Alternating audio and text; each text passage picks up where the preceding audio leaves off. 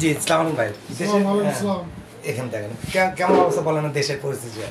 দেশের পরিস্থিতি মোটামুটি ইনশাল্লাহ ভালো। তো বর্তমান যে সরকার যে কার্যক্রম করতেছে সেই কার্যক্রমের মধ্যে আমাদেরকে ইলেকশন দিচ্ছে না কেন, এটা একটু আমাকে ব্যাখ্যা করে দেন। বর্তমান সরকার ইলেকশন কেন দিচ্ছে না, কিছু সংস্কার আছে, কিন্তু আমি মনে করি আর কি যত দ্রুত নির্বাচন দিবে তত দেশের জন্য মঙ্গল। কারণ একটা নির্বাচিত সরকারই পারে যে কোনো সমস্যা দ্রুত গতিতে সমাধান করা। বিশেষ করে যেমন ঢাকা শহরে আমি যেহেতু পরিবহন সেক্টরের সাথে জড়িত, বিশেষ করে দেখতেছি যে রিক্সা ব্যাটারি যে গাড়িগুলি, এই গাড়িগুলি যদি দলীয় সরকার হয় অন্তত 24 ঘন্টার ব্যাপার, 24 ঘন্টা ঢাকা শহর থেকে তারা বিতাড়িত হওয়ার সম্ভব। কিন্তু বর্তমানে গভর্নমেন্টে পারতেছে না, কোনো কারণে তারা কিছুতেই পারতেছে না।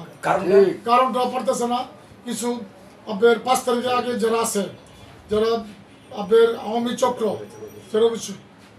যারা ফাঁসিবাদের কিছু চক্রান্ত, তারা ইনভেস্ট করে এই ব্যাটারি গাড়ি চালিত রিক্সাগুলি তারা ইনভেস্ট করে তাদের ছাত্রলীগ যুবলীগ এই পোলাপাইন তারা ছড়াই দিছে যে ঢাকা শহরে যে কোনো সময় একটা অঘটন ঘটলে তারা যাতে সর্বদা প্রস্তুত থাকে, এইটার জন্য তারা এই পলিসিটা আমরা মনে করি।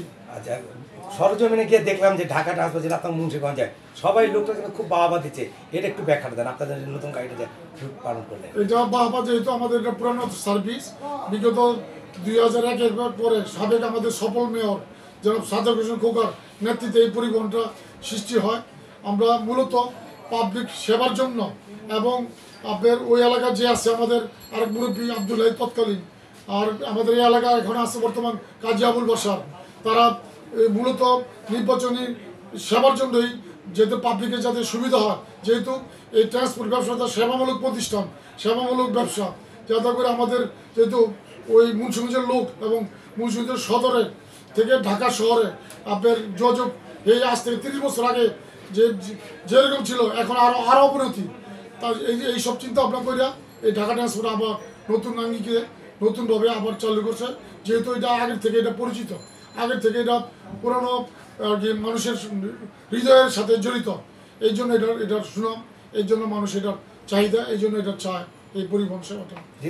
ধন্যবাদ আপনাদেরকে ধন্যবাদ।